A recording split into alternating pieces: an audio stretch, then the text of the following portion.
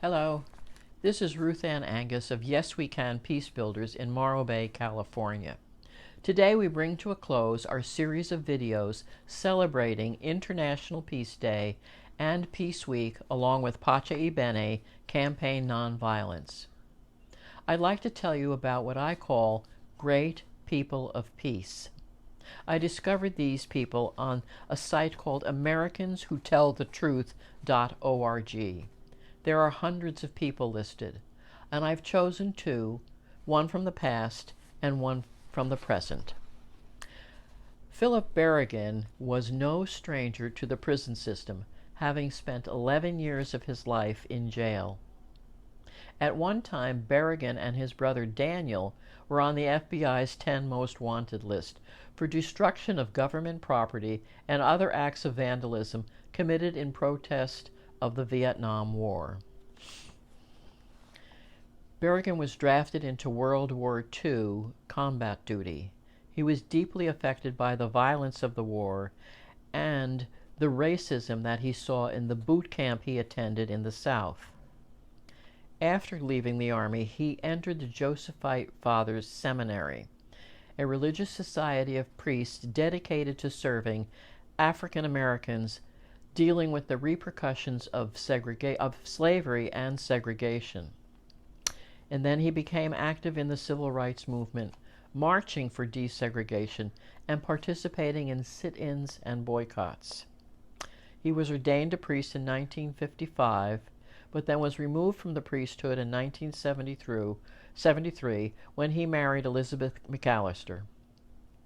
During the 1960s, Philip Berrigan took radical steps to bring attention to the anti-war movement. In 1967, he and 3 others, they would be called the Baltimore Four, poured blood on Baltimore Selective Service records at the Custom House. He was sentenced to 6 years in prison. In 1968, he decided to repeat the Baltimore protest, joining 8 other activists who became known as the Catonsville Nine. He and the others walked into the draft board of Catonsville, Maryland, removed 378 draft records, and burned them outside the building.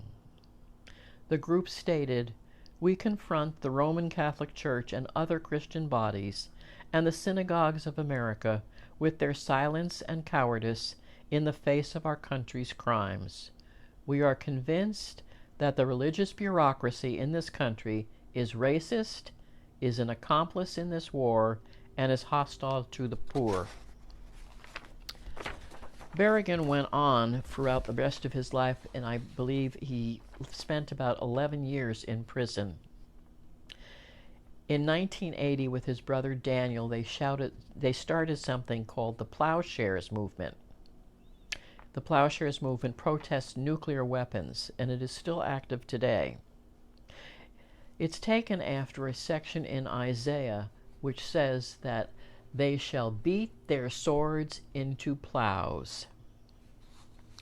Philip Berrigan died in 2002 at the age of 79. Howard Zinn, professor emeritus at Boston University and now deceased, paid this tribute to Berrigan. He said he was one of the great Americans of our time. He believed war didn't solve anything. He went to prison again and again for his beliefs. I admired him for the sacrifices he made. He was an inspiration to a large number of people. Now I'd like to tell you about a present-day activist, and her name is Tarana Burke. She's an activist for women's rights and a nonprofit executive. Activist Tarana Burke has created a movement that will play a central role as we search for and implement that global solution that we need in this world. She began the Me Too movement and was an outgrowth of Burke's use of the phrase Me Too, which afforded her a way to speak and make common sense with survivors of sexual violence. The phrase Me Too represented 2 sides of the same coin. On one side, it's a bold, declarative statement that says, "I am not ashamed. and on the other side it says, I am not alone. It's a statement from survivor to survivor that says, I see you, I hear you, I understand you, and I'm here for you. Burke says, sometimes you don't want to have a whole conversation, and saying me too can be a conversation starter. She serves as a senior director with the Brooklyn, New York-based nonprofit Girls for Gender Equity, and her activism dates all the way back to her adolescence, where her involvement with the 21st century youth leadership movement in Selma, Alabama, dedicated to help young people become community organizers and leaders. It was through this 21st century youth leadership movement that she participated in her first organizing effort in support of 5 African American and Latino teenage boys who had been accused of committing a brutal sexual assault of a jogger in New York City's Central Park. Those 5 boys, subsequently known as the Central Park 5, eventually would be exonerated, but they were the subject of a campaign led by the future President of the United States, Donald Trump, to reinstate the death penalty in New York State. Burke's effort against Trump and in support of the Central Park 5 were her first lessons in practical organizing. In 2003, she founded the nonprofit Just Be Incorporated, and she served as a special projects consultant with the National Voting Rights Museum and Institute and executive director of the Black Belt Arts and Cultural Center. Burke confronted her own circumstance as a survivor of sexual violence, even though she couldn't bring herself to say, "Me too," out loud. She says it became clear that Me Too was not only about survivors talking to survivors, but about using the power of empathy to stomp out shame.